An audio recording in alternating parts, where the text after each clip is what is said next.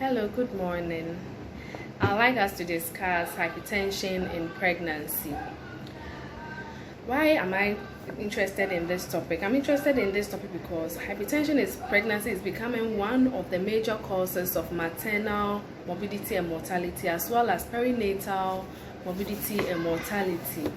When we say hypertension in pregnancy, it's when a pregnant woman presents with a high BP of 140-90 millimeters of mercury or more. And then with this, it can also be diagnosed when the client or the pregnant woman systolic blood pressure rises to 30 milliliters, or there's a difference of 30 millimeters of mercury or more, or a difference of 15 milliliters of mercury when it comes to the diastolic pressure. So the difference is the systolic pressure being 30 millimeters of mercury, or a difference of 50 millimeters of mercury with the diastolic pressure. And we are saying that it's mostly diagnosed from the 20th week of pregnancy onwards. Yes, and with this, it can happen during intrapartum and postpartum periods.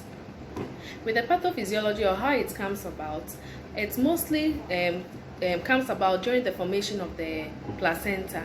When the placenta is forming, it has these cells known as the trophoblasts, or the trophoblastic cells of the placenta. These are hair-like projections which intercept the maternal decidua. In doing so, they dislodge the spiral arteries of the maternal decidua.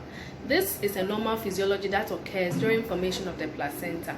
Now, as soon as the placenta is formed, that is from the 12 weeks or at the 12 weeks onwards, it's supposed to revert back to its normal state. But there are instances whereby it doesn't go as supposed to, and when it leads to this, it causes vasoconstriction. And when there is vasoconstriction, then that means that the heart will have to pump under pressure because there is constriction in the blood vessels. The blood is supposed to flow easily through these blood vessels to supply the organs as well as the unborn fetus. But due to the constriction, the heart then has to pump under pressure so that it can able to flow through the blood vessels. And by so doing, when the blood pressure is checked, you realize that there is a remarkable increase in the BP. So that is how it comes about. And with the types of hypertension in pregnancy, we have gestational hypertension or pregnancy-induced hypertension, which mostly occurs due to the pregnancy. And with this, there's no remarkable protein in urine, or no protein in urine. Then we have chronic hypertension. That is a pregnant woman already a known hypertensive, or already hypertensive, yes, who has come to you for the first time. You will say that that fellow is already a chronic hypertensive client or patient. Then we have chronic hypertension with superimposed preeclampsia. That is a chronic hypertensive patient indicating or showing signs of protein in urine more than 2 classes, headache, blurred vision, epigastric pain, nausea, vomiting. At times there is the edema of the feet. Yes. With this, we say that there is chronic hypertension with superimposed preeclampsia. Then we also have preeclampsia. Then we have eclampsia. So these are the types of hypertension we have when one is pregnant. And mostly hypertension is treated with antihypertensives. Then we also have something we call emergency hypertension. That is when a pregnant woman presents with a high BP, either greater than or equal to 160-110 millimeters of mercury or more. So with this, when the woman is at the hospital, or when the woman is admitted, or the woman comes to us, or is being referred to the facility, what we do is we make it non-emergency. That is what we do by what? Using the protocol, hypertensive protocol, to control the blood pressure in order to make it non-emergency. Okay. Then we also have the effects of high blood pressure on the growing fetus. We have fetal growth restriction or fetal growth retardation, also known as intrauterine growth retardation or intrauterine growth restriction, or in simply put, we say IUGR. And this IUGR is mostly due to decrease in the flow of blood carrying nutrients to the baby through the placenta. Because there is constriction of the blood vessels, blood is not able to flow freely, and this blood also carries nutrients. When the mother eats, the nutrients are being extracted through the blood, and they are being then taken to the baby through the placenta. Now, when there's a constriction, enough nutrients won't be able to be carried to the fetus in utero, and therefore baby will not be able to grow as it's supposed to. Then we have intrauterine hypoxia. Hypoxia because when there's constriction, the same constriction causes less amount of oxygen to be carried by the blood through the placenta to the fetus, which then will cause high amounts of carbon dioxide in utero and less amount of oxygen in utero. Then we have small fordate. Small fordate due to what? The less amount of nutrients being carried to the fetus in utero. Because of that, the babies are not able to grow well, because it's the nutrients that the baby gets that will help the baby to grow well. This is a baby who is deprived of enough nutrients in utero due to the blood pressure the mother was presenting with. So baby comes out with a birth with less than 2.5 kilograms. Okay, even though the baby is born at term. Then we have preterm delivery. That is, if the BPs cannot be controlled, then that means that then the doctors will have to decide to end the pregnancy. And then with this, the mode of delivery will be decided. Either the labor will be induced artificially, or the woman will be sectioned in order to save both mother and the baby. And then there's a tendency of stillbirth, because baby can die in utero. So that is what hypertension can do if it's not well managed or well controlled.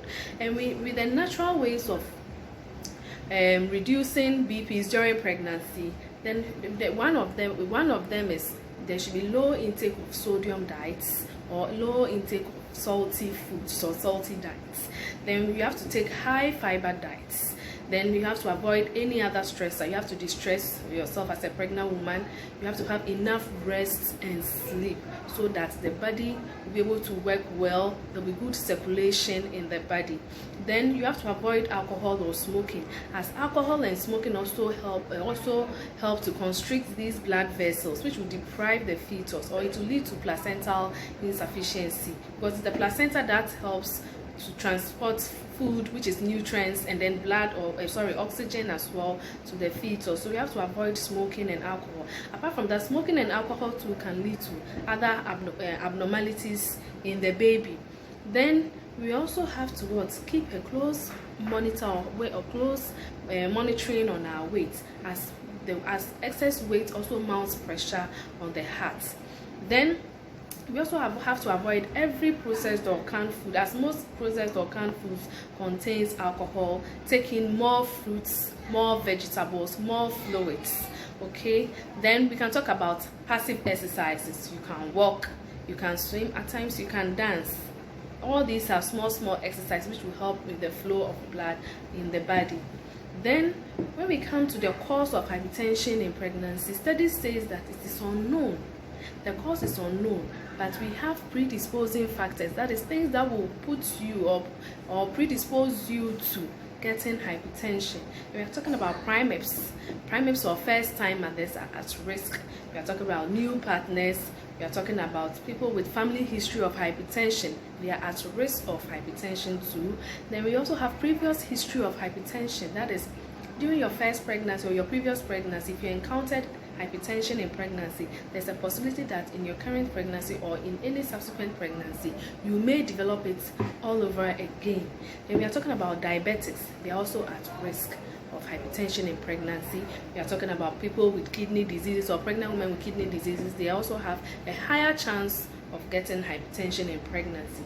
Then we have maternal age or advanced maternal age, either less than 16 years or above 35 years. They are also at risk. And then those with multiple gestation or twin pregnancies, they are also at a higher risk of getting hypertension in pregnancy. Today, the reason why I chose this topic is because most people don't consider BPs as anything. At times when they visit the facilities and we tell them we are going to detain them, they don't understand. Hypertension is a silent killer. Why am I saying this? Even though that the BPs are controlled, but there is further damage going on somewhere in the body. It can affect the lungs and any other organ in the body. Please, let's take this seriously, because as I always say, our slogan, midwives, we save lives. We don't want any maternal morbidity or mortality. We are ruling it out. It will be so pathetic that after delivery, a woman will be undergoing dialysis because of what? Hypertension. And it will be so sad that after going through a whole lot of treatment to get a baby, and your baby dies in utero due to hypertension. So on this note, I'll end the topic here. If you have any other question, kindly type the question below. As I always leave my number, it's 0542 729 432, and the name is Patience, a midwife. And I'm always happy when I talk to you. Thank you so much. Please share this information. It may help someone. People may not know that hypertension is something very serious. Thank you so much. Bye. Have a lovely day.